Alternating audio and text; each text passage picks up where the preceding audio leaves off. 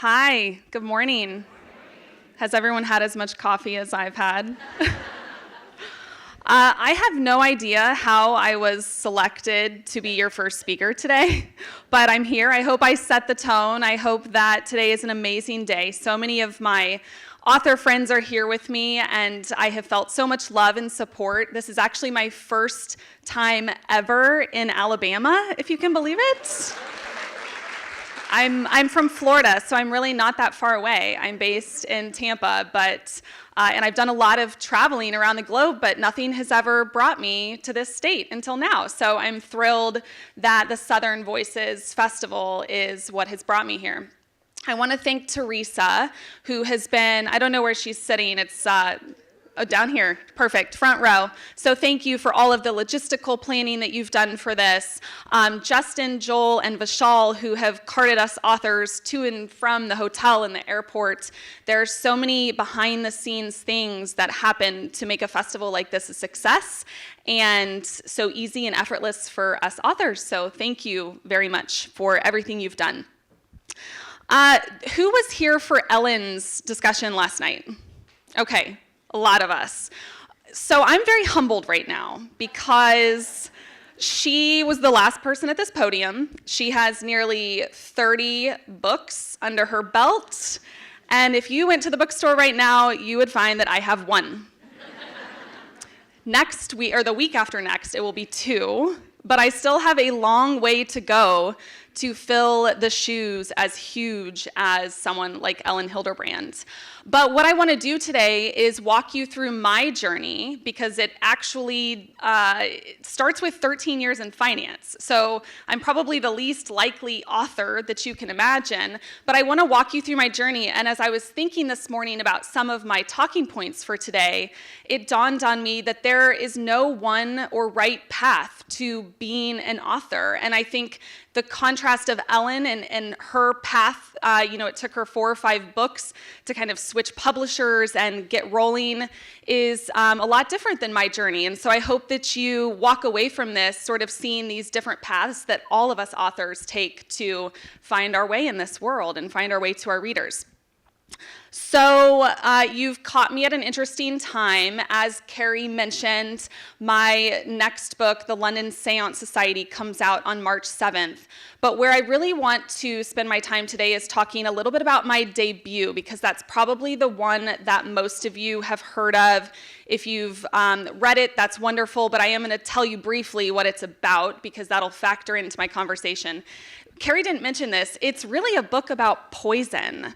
So the Lost Apothecary tells the story of a female apothecary in 18th century London who sells well-disguised poison to women seeking vengeance on the men who wronged them. That always gets like lots of laughs. So I'm going to come back to that, and I'm going to talk about my inspiration and my research in a little bit. But I just needed to lay that foundation so you all know what my book is about and why I'm even standing here. So now I'm going to dive into my journey, and then we'll come back to my book. So I was born and raised in Kansas. My mid to late 20s, my husband and I looked at each other and said, "Why are we still in Kansas?" So we uprooted, we packed a U-Haul with every earthly possession that we own and our little miniature dachshund named Zoe, and we drove from Kansas to Florida. This is when I was working in finance. So I worked for a decade at a large private company in Wichita, Kansas, called Koch Industries, K-O-C-H, not the soda, and mainly in compliance and back office functions, really exciting, derivatives accounting. It was just riveting. And when I got to Tampa, I went to work for Price Waterhouse, which probably most of you have heard of. Again, back office accounting. So the world of finance is largely left brain. It's analytical, it's data, spreadsheets, critical thinking. And over the course of my 20s and early 30s, when I was working in finance, I would go home so many evenings feeling creatively unfulfilled. So I took up a variety of hobbies, knitting, cross-stitch, sewing. I made a quilt once. It didn't turn out very good, but that's all right, I tried. The point is, I always kind of had this creative energy that I was not able to expend. And since I was a child, I loved writing. So I've always kept journals and diaries. And in high school, when I was various breakups and miserable, as many high schoolers are, I tried my hand at free verse and poetry. I've always loved language, and I've always found the expression of words to be very cathartic. So it was natural then, when I was in the middle of my finance career, to say, I want to try writing more seriously. About this time, Liz Gilbert, the author of Eat, Pray, Love, she was on tour for Big Magic. Has anybody heard of that book? A few. So it's a nonfiction book. It's guidance for creative people who are dealing with fear, whether it be rejection or what have you. So she was in Wichita on tour for that book. And she asked the audience a rhetorical question that forever changed the course of my life, and I mean that literally. So she had us pull out a piece of paper, and she said, write down your dream. Write down what your dream is. So I wrote down to be published. And then once we'd all written down our dream, she said, how would you feel if 1 year from today I came back and you pulled out that piece of paper and you'd taken no steps toward that dream? A whole year had passed and you had done nothing toward that dream. Also worth noting, several weeks before this, my father, who I was very close to, had passed away. So I was having this sort of early life crisis in which I was realizing how short life is and how we only get one shot and we never know when our last day is going to be. So that very week, I went and I signed up for an online creative writing class. About a month later, I started writing my first attempt at a book, which I'll talk about. And I tried to write Liz Gilbert a note thanking her. As it turns out, she's very difficult to get a hold of. My publisher, I spent so much time on this beautiful note. Like, I even messed up my handwriting and I rewrote it, just thinking, hoping maybe it would get to her. It never got to her. But you all know that I wrote Liz Gilbert a thank you note. So if you ever see her, just tell her that. Because she really did, I don't know if she'll ever know, but she changed the course of my life with that single rhetorical question. And I think that's the beautiful thing about life, is we never know what day might have a little bit of magic in it, what conversation we might have that sparks something really special in us. So keep that in mind as you go about your days. Maybe even today, you're talking to fellow writers, fellow readers. You never know what conversation might detour you down something different. So I mentioned that after that conversation, I started writing my first attempt at a book. The reason I say that is because I certainly did not come right out the gate with the success of The Lost Apothecary. There was a book before The Lost Apothecary. I'm not even going to share the title because I kept changing the title, hoping that maybe the agents would like it if I got a new title and not because the book was terrible. But I spent a year while working in finance on this book. And it was also set in 18th century London. And after I was done writing it for about a year, I started sending it out to agents. Ultimately, I received, and I'm not exaggerating this number, I received more than 130 agent rejections on that book. So a few of them were kind enough to tell me why they rejected the manuscript. And the book, in short, was about two women who were pitted against one another. And at the end of the story, a man comes in and kind of wraps up all the problems. Like, he fixes everything. Yes, that reaction is, that is the problem. So these agents said to me, the ones who were kind enough to give me some feedback, they said, this is just not gonna fly. Readers don't want a book in which the man comes in at the end and fixes all the problems. If readers don't want it, the publishers aren't gonna want it, therefore we as the agents don't want it. You need your female characters to have agency. They need to make their own decisions. They need to do brave, hard things. So when I sat back down at my writing desk. By the way, since I was working full-time in finance, all of my writing was between 5 a.m. and 8 a.m. in the morning. The Lost Apothecary was written entirely during those hours. So when I sat back down to write my second book, which is The Lost Apothecary, I thought, okay, the industry does not want women pitted against each other who are saved by a man. So I'm going to go as far away from that on the spectrum as I possibly can, and I'm going to have these women killing the men.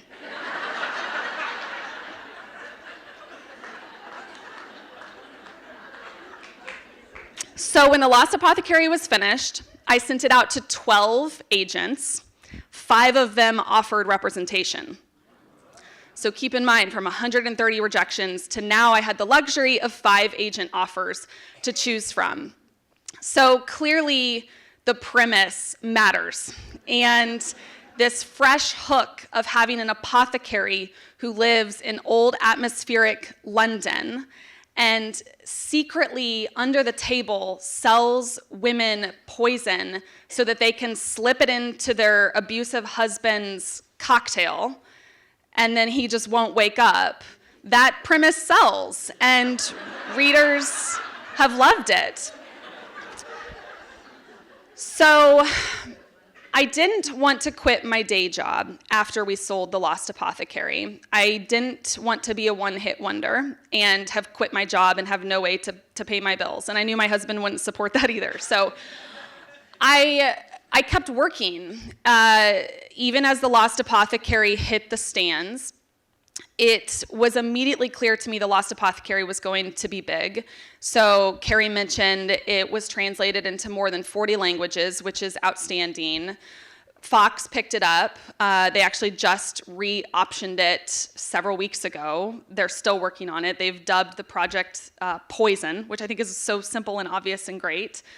So that's exciting, and that's also the only update I have for you because Hollywood keeps us in the dark pretty much. So if you ask what's going on with Hollywood, that's the update, is they re-optioned it. So it was very clear to me The Lost Apothecary was going to be successful, but I didn't want to quit my day job.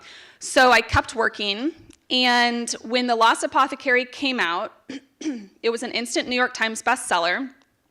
It just so happens that same week I had pulled together a 1-page pitch for another book idea. That book is the London Séance Society, which comes out in a week and a half. And that week, it wasn't the very day, it may have been the next day, my publisher bought the London Séance Society on that 1-page pitch. It was 2 paragraphs of, here's my story idea. They absolutely loved it. They bought the book. TLA had just hit the New York Times bestseller, so I turned in my resignation letter to my boss at my job. All 3 of those events, we opened a bottle of champagne, so I did have a headache most of that week, but it was very worth it. So a little bit about my inspiration for The Lost Apothecary, because I mentioned with a finance background, how does somebody end up writing a book about poison? I have always had a little bit of a kind of personal interest in apothecary-ish things. So essential oils, herbal teas, a little bit of alternative medicine, not a whole lot, but if I have nausea, I'm gonna go for the ginger tea before I go to the Pepto-Bismol, that sort of thing, right? So I like gardening, I love cooking. So these are all kind of peripheral things that an apothecary might be interested in. And why this matters is because when you write a book, you all as readers, you spend a couple of weeks with it and you might think, oh, the author spent a year writing this. The reality is they probably spent many months researching it. Yes, maybe a year drafting, but then another 6 months with their editorial teams getting the book into shape. Then you've got about a year of production timeline where your publisher has it. They're doing the cover, they're doing the formatting and the font, multiple rounds of copy edits. So if you don't love your topic, if you're not obsessed with the topic as a writer, you're gonna burn out. So I knew that I was interested in these apothecary-ish topics. So I wanted to write about an apothecary, and I also noticed as I was traveling, whether for work or for fun, so many cities around the world have these apothecary retail shops opening up. And I see a few nodding heads, but they generally sell things like toiletries or candles or teas or what have you. But I thought, okay, I see an untapped opportunity here because I like apothecary stuff. They're popping up all over the world. The word apothecary is really beautiful. I feel like that word in a title might sell books. So then I just needed to somehow make it interesting because nobody wants to read a book about ginger essential oils, but people definitely would want to read a book about poison and murder. So I started researching poison. And I set out from day one, I did not want to write a book about arsenic because that's the poison we've all heard of, and I wanted to do something fresh and original. So I dove in to these really obscure reference resources, they're all on my website if you're interested, about all of these different poisons that were used in real homicide cases in the 1800s and early 1900s before the advent of forensic toxicology, which is when poison could then be detected in an autopsy. So once that happened, poisoning deaths basically fell off the cliff, but pre-forensic toxicology, there were all sorts of poisoning homicides. So in the back of the Lost Apothecary, for those of you who have read it, there is a list of all of the poisons that I found the most interesting. Do with that what you wish. People ask me all the time, Sarah, is your husband scared to eat the food that you make? And I say, well, no, because again, autopsies now can detect what someone has ingested. But secondly, and more importantly, I'm madly in love with my husband. Our 8th wedding anniversary is on Tuesday. Not on Tuesday, on February 28th. That is Tuesday. Sorry, guys. I'm at the very beginning of a 6-week book tour, and I'm just taking it hour by hour. So our anniversary is Tuesday. His birthday was what I was thinking of. That's next month. So it's a very exciting time this spring. So I researched all of these poisons. I made my best effort to weave them into the book in believable ways. That's one of the most fun things for an author is using our imagination to create awesome scenarios. So I pretended that I was an apothecary selling poison, and if, for instance, the poison was bitter, there's a horseradish sauce that I thought, well, if I were doing this, I would disguise this in a horseradish. So there's all of these different ways that the apothecary cleverly disguises her poisons, and that was so much fun for me as an author to pull together. The other thing that I had to research for the book, and this word might be foreign to some of you, but those of you who've read the book know what this is the word mudlarking. So this is how the book kicks off. Mudlarking means to scrounge around in a body of water for interesting or historical artifacts. It's a very, very popular pastime in London along the River Thames. So when I started writing The Lost Apothecary, I knew I did not want my character to go up to her attic and open Grandma's diary and find a mystery. I just felt like that historical fiction trope is very common, and I really wanted a fresh entry point into my story. So I thought, what better way to have my character begin her sleuthing than to send her on a mudlarking tour on her 10th wedding anniversary, but she's alone because her husband has done something that upset her. And she finds this small, mysterious apothecary vial. And she begins her sleuthing and starts to suspect that she has identified the culprit in the never-solved apothecary murders that haunted London 200 years earlier. So it's dual timeline. We kind of follow the apothecary as she's disguising all of her poisons. We follow Caroline as she's trying to figure out how did all of these people die. And ultimately, their fates collide in a really interesting way that I won't spoil for those of you who haven't read it. So to segue a little bit, because I've talked about my inspiration, I talked about research, and by the way, I will leave time at the end for Q&A if there's more that you want to know about that. But I've talked about the success of The Lost Apothecary. The translations, Fox, it was on the New York Times bestseller list between the paperback and the hardcover for a total of 3 months. So incredibly exciting for a debut author like myself. But here's the thing. I had sold that second book, right, on a one-page pitch, and then I had to go write it because I quit my job. So that was really fun the week I sold it, and then like week 2 or 3, I'm kind of sitting at this blank Word document, and just everyone's going gangbusters for The Lost Apothecary, and I cannot tell you what that experience is like in terms of pressure and expectation. And it only continued to grow as The Lost Apothecary kept doing well. It has now been 2 years and it is still selling amazing. So somehow I had to find my focus and write this second book. Because here's the thing about you readers. When you find something you like and the author writes again, you want the same thing but different. That's a very difficult task for us authors. So I knew that the London Séance Society was going to be its own story. We call that standalone in the business. It's going to be a standalone book, not a sequel, not a prequel, not a trilogy, what have you. So I thought, well, what is it that readers love the most about The Lost Apothecary? And what I consistently heard was they loved that old London spooky atmosphere. They loved the cobblestone alleys kind of darkly leading between these buildings. They loved being in Nella's shop, the apothecary's shop, seeing all of the different vials and mysterious ingredients that she had on her shelves.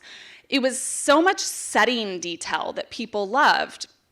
So that I can definitely carry over into book 2. I knew that. It was going to be a totally different story, nothing about poison, nothing about apothecaries, but I knew I could carry over the essence of the atmosphere. I also knew that readers loved the strong, subversive, feminist elements of The Lost Apothecary. Hands down, wanted to incorporate that into book 2 because I actually consider that part of my brand. I think every book that I write will feature women who are finding themselves in precarious situations and using their ingenuity to get themselves out. So I knew I could do that. So I kind of had this structure and this vibe of what I was going for. So then I thought to myself, the London Séance Society, what's the type of book I've always wanted to write? I've always wanted to write a ghost story. I love ghost stories. Do we have any ghost story fans in here? Yes, okay, good. But I did not want to write a story about a haunted house.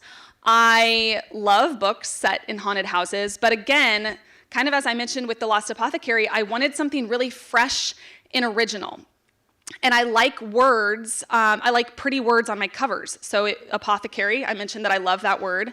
Book 2, Séance, the London Séance Society. I think séance is just such a beautiful, evocative word. So as authors, we kind of just take these little seeds of things and they all start to percolate and form these grand ideas in our brains. So I knew I wanted a ghost story. It needed to be feminist. I wanted it set in London.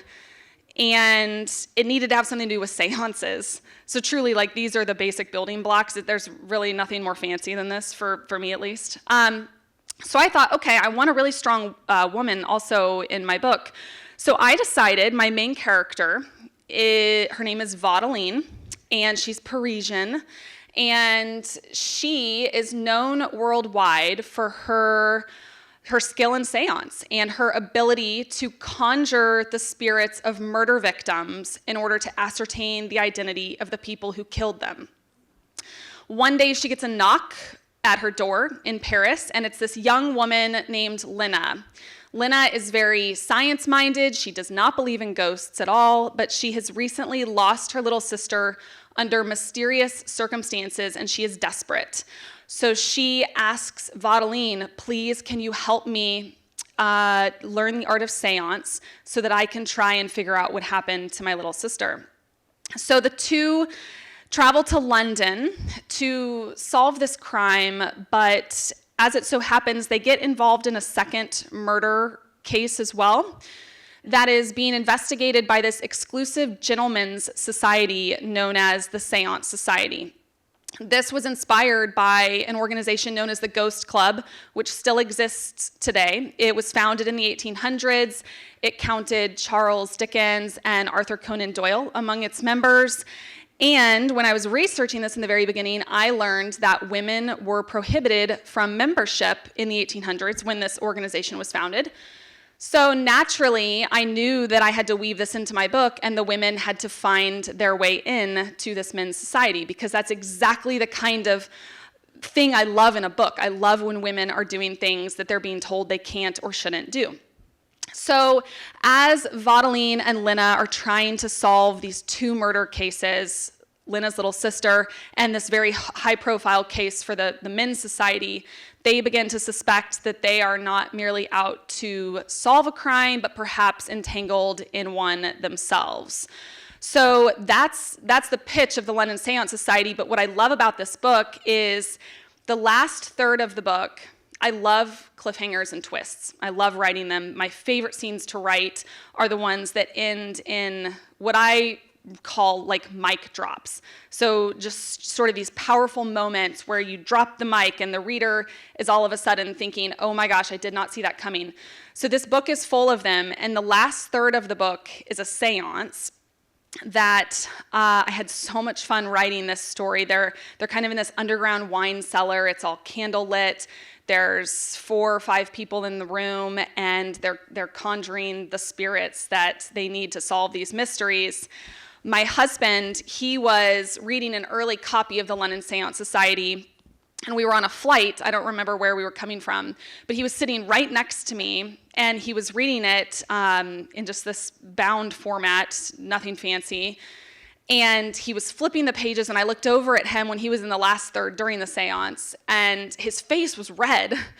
And I was like, are you okay? And he was like, I love this book so much. And so he just was flying through it. He finished the book. He set it down. He looked at me, and he said, this was so much better than The Lost Apothecary. I didn't really know how to respond to that. Like, I think it was a compliment, but in a way it also sort of wasn't. Just going through my notes here, making sure I'm covering everything. So I am so excited for you all to read the London Séance Society. I think that all of the things that you loved about the Lost Apothecary you will find in my next book, but just keep in mind it's a totally different book. It's not meant to be a follow-up. Although I will say, I am working on another book right now, and then after this, I have a 4th book coming as well. So I've got 2 more books in the works, and book 4, it will be a sequel to The Lost Apothecary. So so many readers have asked about that and have begged and pleaded for that, and I'm not going to tell you what the sequel will be about for those of you who haven't read it, because I don't want to give away any spoilers, but that is coming, and I'm very excited about that. But my 3rd book, the one I'm working on right now, it's about halfway drafted. It is due at the end of the year, so I have plenty of time to work on it, thankfully, because it's such a busy spring. But it, interestingly, is not set in London, and here's the reason why. I knew that if I wrote my 3rd book set yet again in the beautiful dark alleyways of London, then I would be somewhat pigeonholed into that. So I love that atmosphere. I know you all do too, but I wanted to spread my wings and show that I can write something set somewhere else. So my agent and my editor completely agreed with that strategy. So my next book is actually set on the Amalfi Coast in Italy. Oh, I'm so glad you reacted that way. I'm in that very vulnerable stage of still trying to figure out like what I'm even doing. This is only my third book, and I'm still learning so much. So thank you for that reaction. I'm glad you like the setting, because that's where the book's going to be set. And I'm not going to give away any more, because, like I said, it's a vulnerable time for an author to be drafting a story, and who knows what might change. But I will say this, it is my most ambitious project yet. It is going to probably be 20 to 30% longer than my first two books. I'm absolutely terrified. When I sold the book, I outlined it, and then I tried to start writing it, called my agent freaking out, and I said, I don't know, like, I don't know if I can do this. Things aren't coming together. I'm feeling sort of panicked, but we already sold it, so that I'm feeling extra panicked. And she was like, I love that you're scared, because your first two books, like London, I've traveled so much for work and for fun. It's like a second home in some ways. Italy is not. I wish it were. But she was like, I love that you're scared. You need to just sit with this fear. And you're going to write the book. The book is happening, Sarah. So just sit with the fear. You've got as much time as you need. You've got a great support network. So when you're ready, just get started. And I'm so glad, and I will never forget that sage advice from her, because I think that is very applicable to a lot of things in our life about sitting with fear. And if I look back at all of the really awesome things that have happened in my life, so many of them have started with that feeling of butterflies in my stomach, or the little bit of shake in my hands, or mouth going dry. I mean, even standing backstage, I'm a very comfortable public speaker by now, but I remember the days when I wasn't, and I could just feel my heart pounding in my chest. And now I'm able to stand on a stage and feel actually very relaxed. And that has only come through growth and through putting myself into scary situations. So I apply that to my writing as well. How am I going to grow and become a better writer unless I do things that scare me? So I love that my agent gave that advice to me. And I often have aspiring writers ask, like, what advice would you give? And I tell them, just be brave. Send the email that you're scared to send, or reach out to the friend that you're scared to reach out to because things feel awkward. Just whatever it is that you're living in your comfort zone, you've got to expand and push against the parameters of that comfort zone, because that's how you're going to grow and become the fullest version of yourself. So I think that I'll leave you with that, and maybe we'll segue into Q&A. I'm happy to talk about either of my books. I'm happy to talk about my weird journey from finance to standing right here in front of you all. I'm happy to talk about my dog, my husband, really whatever you want. So with that, I will open it up for questions. Yes? So my daughter lives in London, and I was there at Christmas. And I read your book in January, and I really wish I'd read it before. Yes. You could have gone mudlarking.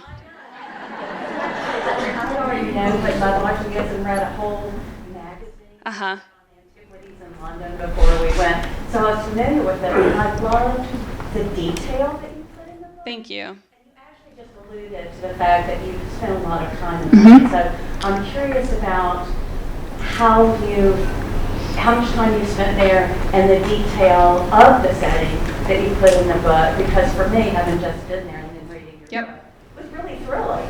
Thank you. Yeah, so the question is, how many times have I been to London, and sort of how did I go about accumulating these various sensory experiences that contributed to the detail in the book? I've been to London probably 12 or 14 times. I would say about half of those have been for work. So when I worked in finance, we had a commodities trading business out there. Actually, the location is just steps away from where the Lost Apothecary takes place. But it was so fun when I was writing Caroline, the present-day character in the book, to remember how I felt the first time I stepped in London. I really had that experience of maybe having lived there in a past life or something like that, where I just instantly felt attracted to the streets. And the thing about London is a lot of the city, of course, has been destroyed or rebuilt over the decades, but so much does still exist. These old pubs. There's a pub on Fleet Street called Ye Olde Cheshire Cheese. It's been around since the 1400s. I think it was like a brothel at one point, but now it's a pub. And you just walk in and you literally feel like you stepped back in time 300 years. So I will just pull out my cell phone and kind of take notes on what I'm smelling, what I'm seeing, what I'm feeling, what noises I'm hearing, and then relay that in the book the best that I can. But walking the streets, there's no replacement for it, to just getting into those old buildings and kind of experiencing it firsthand. Yes? So what was the favorite poison? Favorite poison that I found? For those of you who've seen the cover of the book, which the HarperCollins art team did a phenomenal job, there is a little green beetle on the book.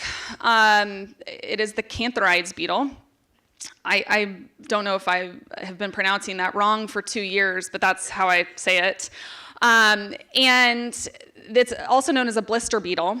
And they have a toxin inside of them that stings or burns kind of when applied to skin, but when ingested, it's very toxic.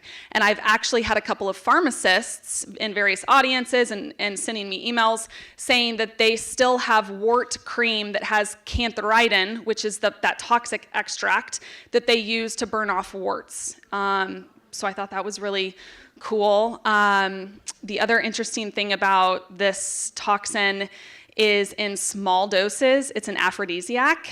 And so these women in these Parisian brothels, here I am talking about brothels again, but they used to utilize this extract with their clients. So I don't know, really, I had to work that into my book somehow, and I did, and it's my favorite of the poisons. Yes? When you're doing research, do you come up with kind of a list of things that you want to figure out, and then you go to the place and that's what starts it, and then you combine it with online research and other? I'd like to hear about what you're researching. Yep. So historical fiction authors, we often find ourselves into this business because we love the history and the research element of it. The downside of that is we can get stuck in these research holes that we'll never come out of, and at some point you do have to write the book. What I have learned about, or what I've learned in time, is that readers want little, it's like salt and pepper from a research perspective, but really they want the story. They want to know, why should I care about the character? What problem are they having? And what will they lose if they don't fix the problem, otherwise known as their stakes? So I try to ground myself in the basics of the era and the location. For London, that was very easy because I have always loved old London. For my next book, Italy, that's a whole nother story. But I try to ground myself in, like, what do people live in? What do their houses look like? What do they do for work? What are they eating? How are they getting around? Kind of just this contextual foundation.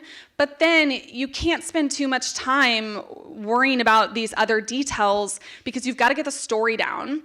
And then as I'm writing, as I'm drafting, if I have an open research item that I want to look into, I will put brackets in the manuscript. So let's say that I have two people at a dinner table and I want to have some interesting liqueur or wine that they're sharing.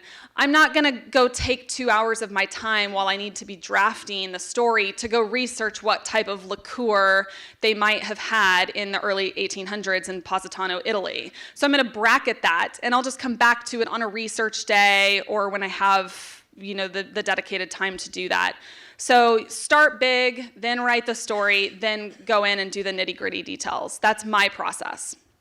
We have a couple of other historical fiction authors who are going to be talking later today, and I think that would be a great question for them so you can see how their process differs.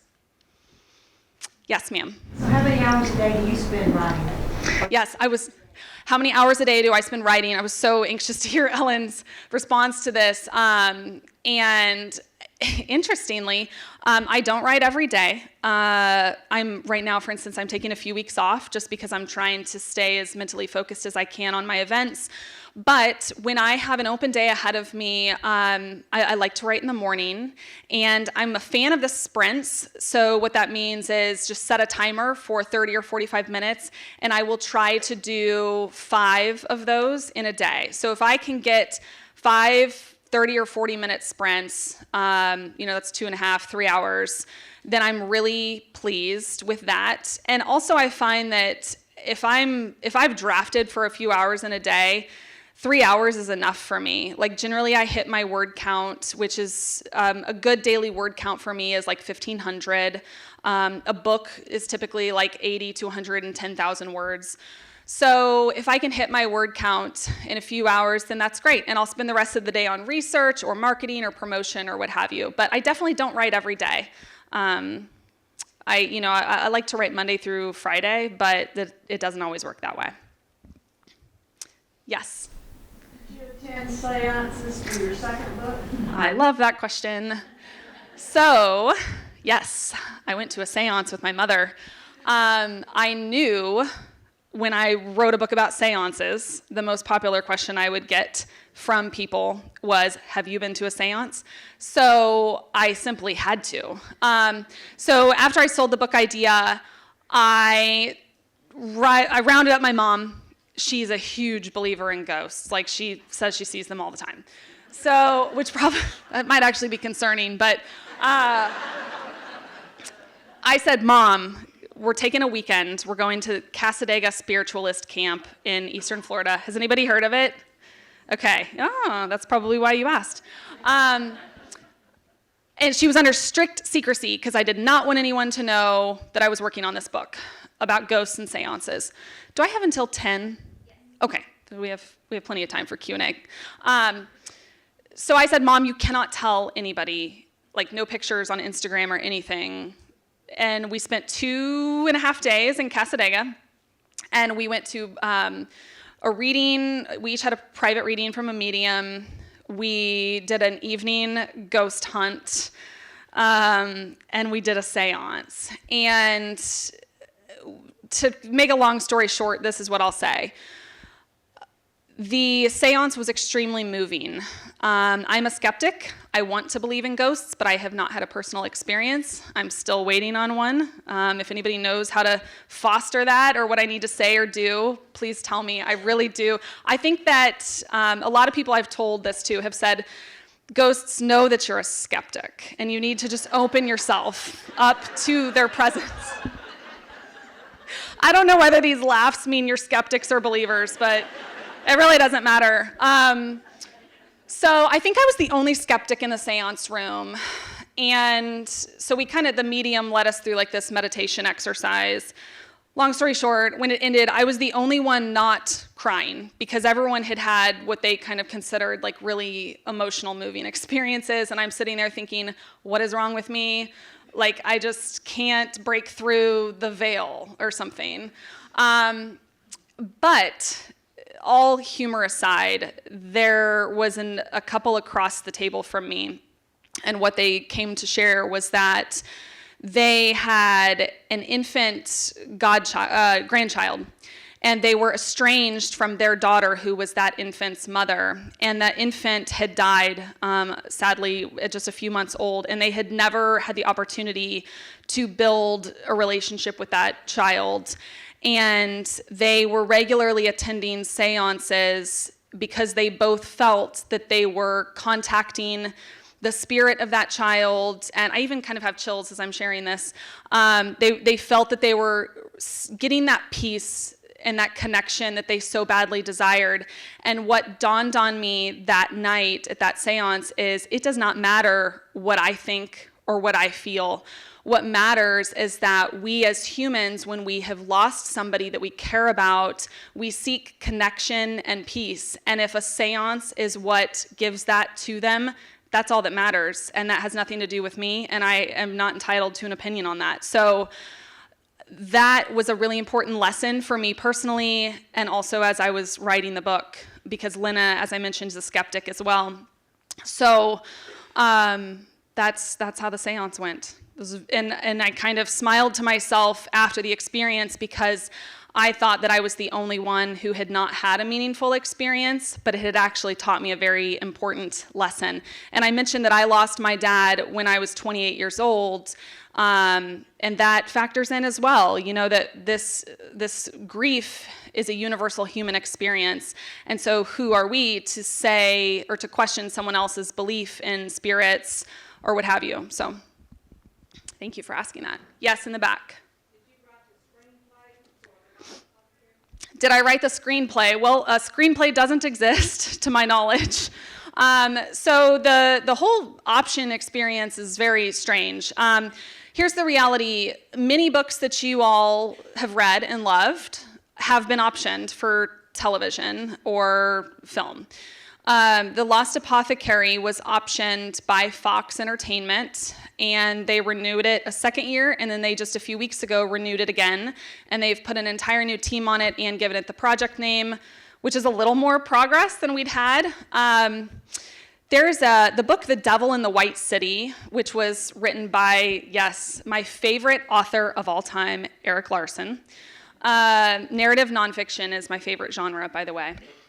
That book has been in the works for since it came out, and Eric Larson himself is still saying, I have no idea what's going on with it. Like, apparently Leonardo DiCaprio is going to be the serial killer, but no progress for a decade. So all of that to say, being optioned by Fox is really exciting. It's a huge honor, but I'm also not holding my breath.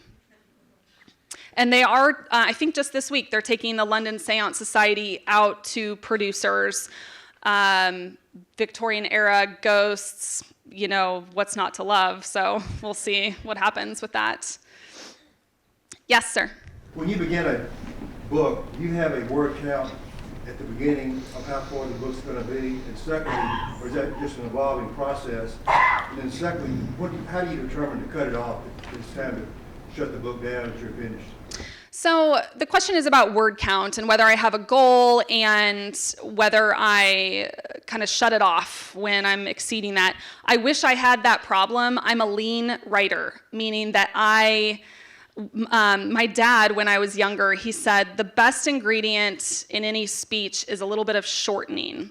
And he would love that I just shared that with you. I apply that to my writing too. I just write lean, and then my editorial teams are constantly saying, flesh it out, tell us more about the characters, give us more setting detail. But I just love those twisty cliffhangers that I was telling you about, and you get those are really quick and snappy. So I don't have the problem of exceeding my word count goals and needing to shut it down. But I will say the genre typically determines roughly the range. Now, take that with a grain of salt. Kristen Hanna writes these massive historical fiction novels. But typically what my contract, for instance, my editor in the contract, she wants a book 90 to 100,000 words. I am generally happy if I can finish a first draft with 75,000. And then because I know I'm going to flesh it out and develop as I go through revisions. So that's why I'm really excited about my next book. I think I might actually be in this predicament of needing to trim things. I don't know why it's turning out to be so long, but again, I said it was my most ambitious project, and there's been a lot of research, and it's dual timeline again, so I think I'll probably have to do some trimming at the end. Yes, ma'am. Whose books do you read? Whose books do I read? So I read a lot of advanced copies for the purposes of blurbs and endorsements. And I kind of chuckled last night when Ellen Hilderbrand was talking and gave away what she called her industry secret about blurbs and how we as authors are often asked to blurb, and it doesn't necessarily mean we like the book. And there's a little bit of truth to that, but I will tell you, and I'm not going to give away the title and the author, I recently was asked to blurb a book, and I read about 10 pages and wasn't vibing with it, which is nothing about the author or the premise, I just wasn't feeling it. And so I had the very uncomfortable task of emailing the editor and somehow gently telling her that I just wasn't vibing with the book. I sought my agent's advice in how to word that email, actually. But all of that to say that if I really don't like a book, I'm not going to blurb it. So if you see my name on some endorsement, then you know that I actually really liked the book. So I read a lot of advanced copies. A couple of particularly memorable ones. There's one coming out in June called The Golden Spoon by Jessa Maxwell. Does anybody here like The Great British Bake Off? Do you also like murder mysteries? Pre-order the book. Sold. It's Great British Bake Off meets murder mystery. And it's what I would call a cozy mystery, so there's nothing super violent or uncomfortable to read. My only complaint, truly, is I wish it was longer. But for those of you who like to bake, every chapter is kind of themed with like a different cake or cookie. I absolutely loved that book. I also recently finished a book. Maybe that was The Ghost Spirit that I've been waiting on. I really don't know what that was. The Chateau by Jacqueline Holdis. This is her sophomore novel coming out in a couple of months. It's set at a chateau in the French countryside, and these 4 college girlfriends all show up, and someone ends up dead. Again, kind of a murder mystery in a really lovely location. So that's that. I definitely lean towards that. Yes? How much does your atmosphere, environment when you're writing affect your writing? Do you have like a place you really like or background noise? How much does my atmosphere affect my writing? I need complete silence. So I really only write in my home office or with noise-canceling headphones on. I don't know truly how people write in coffee shops. I find the hiss of the espresso machine absolutely maddening. I find overhearing other people's discussions completely distracting. So I need complete silence. So I write in my home office. If anybody follows me on Instagram, there's all sorts of pictures of it because I have these beautiful built-in bookshelves.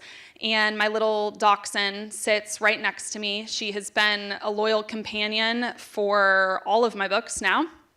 And generally I'm just in sweatpants, and it's really not that exciting, if I'm being honest with you. Yeah. Oh, yes, sir. For a lot of people, coming up with plots and subplots is very difficult. I was curious, you get embedded in a situation like in London. For you, as the plots come spontaneously by being embedded in an environment, or are you just figuring out with your cognitive? So the question is about plotting and whether I'm kind of just figuring it out as I go cognitively, sort of like Ellen Hilderbrand expressed last night, or maybe do I take more of the outline approach? And is that sort of what you're asking? Yeah, if you get embedded in a situation, Yep. it will come to you spontaneously without Yeah. you to. Oh, yeah. Oh, lots some brain chemistry going on here. Will they come to me spontaneously, my ideas, or am I using my frontal cortex of my brain? Like I mentioned, from all this time in finance, I'm very, very left-brained, which is why I much prefer revisions to drafting. Drafting on a blank page is misery for me, absolute misery. I find it so taxing. I am constantly checking the little timer to see how many minutes I have left to draft. But when I get an edit letter with like, here's all the things you need to change, I love it. I love that. That's where I feel like I shine. So I've been outlining for the purposes of meeting my deadlines. The Lost Apothecary, I had the luxury of no deadline and no book deal either. So I just sort of let it come to me. I rewrote so many scenes. If I didn't feel like something was working, I just scratched it and did something else.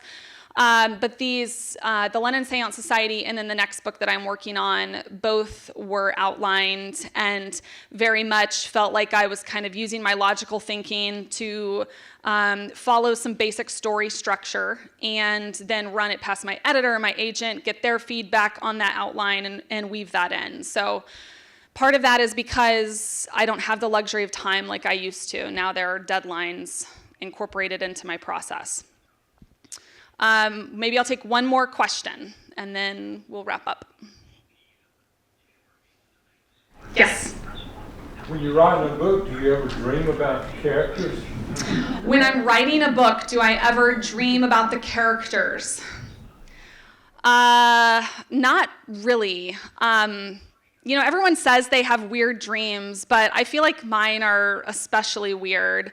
I don't dream about my characters. I am one of those authors who I very much feel like I think about my writing my books when I'm at my desk, but I compartmentalize. And so when I shut down my laptop and I'm ready to go live my life, I might think about my story a little bit, but not so much that it's a constant throughout my day, and certainly not something that I'm taking to sleep with me at night. So that's probably why I don't dream about my characters.